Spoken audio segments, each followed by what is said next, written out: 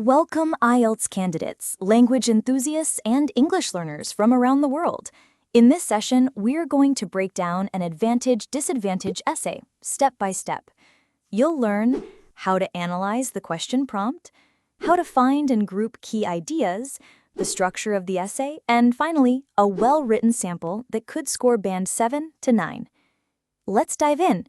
First, read the prompt. In the past, lectures were the traditional method of teaching large numbers of students in a classroom. Nowadays, new technology is increasingly being used to teach students.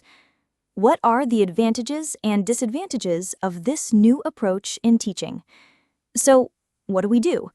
The first sentence here simply provides context. It helps you understand the situation. You don't need to write much about it. It's okay to slightly mention or compare the old style to highlight noticeable changes, but don't make that your main focus. The second sentence is the key part in the entire prompt, and you need to focus on the benefits and drawbacks of the modern tech-based teaching approach that has or replacing the traditional approach. Also, the question doesn't ask for your opinion, so you don't include it. Just present the advantages and disadvantages clearly and fairly. Remember this key point. This essay is about the contrast between traditional and modern teaching methods in the classroom. It is not about online learning versus physical learning. Yes, modern classrooms often include online tools, but they are still part of a physical classroom setting. That's how we'll approach and develop our arguments in this essay. A common mistake many students make is focusing too much on virtual or remote learning, shaping their entire context around it. When you do that, you go off topic and your task response suffers. Therefore, stick to what the question asks: how classroom teaching has changed with the use of technology. After analyzing the task, it's time to find ideas. We'll divide them into two categories: advantages and disadvantages. On the advantages side, I've chosen two key points. The inclusion of modern technology helps create more interactive and inclusive learning experiences. It also helps students develop digital literacy, a vital skill in today's world. On the disadvantages side, we'll cover these two ideas. Technical issues can interrupt lessons and waste class time. Over-reliance on technology may weaken basic academic skills, like handwriting and mental calculation. Don't worry, we'll develop each point clearly and logically in a way that makes complete sense. This is the writing structure we will follow: paragraphing. Now let's begin with the introduction paragraph. We start by paraphrasing the question prompt. Here's how I did it. Delivering lectures to students was the primary teaching method in most classrooms before. However, modern technology is gradually replacing the trend. In this sentence, I used a conjunctive adverb, however, along with a semicolon to form a compound sentence. This keeps the sentence clean and formal. Next, we introduce one main idea from each side: the benefit and the drawback. I chose one from each side to avoid overwhelming the introduction. The intro should always be clear and simple. So, we continue with this sentence. While this shift offers advantages like increased student engagement, it also presents drawbacks, including technical disruptions during lessons. The word while helps create a complex sentence that presents a contrast, perfect for IELTS. To wrap up the paragraph, we add a general sentence about what the essay will do. This essay aims to discuss both the benefits and drawbacks of using new technology in more detail. This line smoothly closes the introduction and shows the examiner exactly what to expect in the coming paragraphs. Now let's move to body paragraph 1.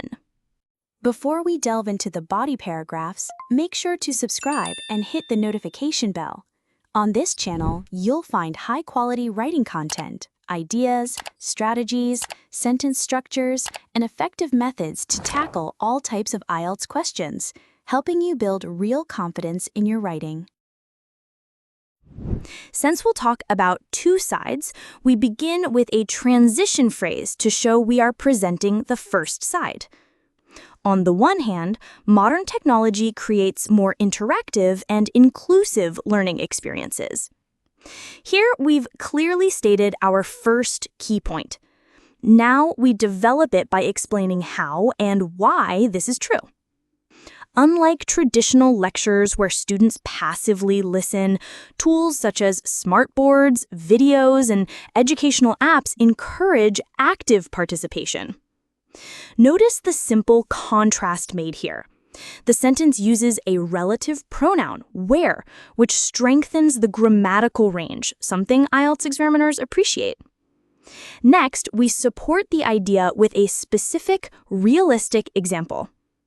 For example, in South Korea, schools use interactive quizzes, polls, and digital simulations, leading to higher engagement, better attendance, and improved performance, especially in science and math subjects. This sentence does a great job. It lists the tools used in real classrooms, shows positive effects, and keeps everything relevant to the argument. Now we shift to our second idea using a connector. Additionally, technology also develops digital literacy. Let's explain this with clarity and relevance. By using computers, online resources, and visual aids, students become familiar with digital tools. They incorporate these tools when completing assignments or collaborating with classmates, which supports academic progress and prepares them for future careers. This final sentence is a well-structured, complex, compound sentence. It wraps up the paragraph by clearly linking back to academic and professional benefits, just what IELTS examiners look for. And that's the end of our first body paragraph. If we compare this with the IELTS band descriptors, you'll see that it ticks all the boxes. Clear task response, effective cohesion, lexical resource with natural variety, and grammatical range through relative clauses, simple clauses, and complex structures. Next, the body paragraph 2. Now we will focus on the disadvantage side. In a similar fashion, we will introduce a topic at the beginning and develop it. Since we started with on the one hand in the first body paragraph, here we will begin with on the other hand. On the other hand, technical problems can frequently disrupt lessons and waste valuable time. In many underdeveloped countries, unreliable internet, outdated equipment, and power outages may hinder teaching. We have developed our point briefly yet skillfully here. Now we need to add an example to seal the deal, because this is not just an assumption, it is evident in some countries today. So we can write, for instance, in India, frequent power outages and digital tool failures often force teachers to pause lessons or switch back to traditional methods, leading to frustration and reduced classroom efficiency. Next, we include another point.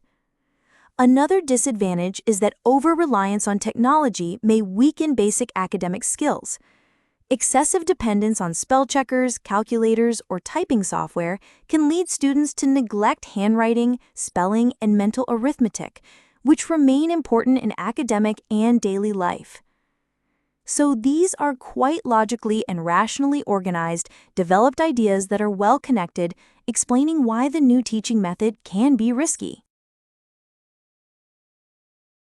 Well, now it's time to write our conclusion. This is a simple step. We will summarize our main points using different wording. In conclusion, the use of new technology in teaching provides benefits, such as increased student engagement and improved digital skills. I have mentioned the advantages. At the same time, it also presents challenges, including technical problems and a possible decline in basic academic skills. Now I have done the same for the other side. These factors highlight both the advantages and disadvantages of incorporating technology into classroom teaching. We stepped out of the no opinion rule in our closing sentence. This is what our entire essay looks like.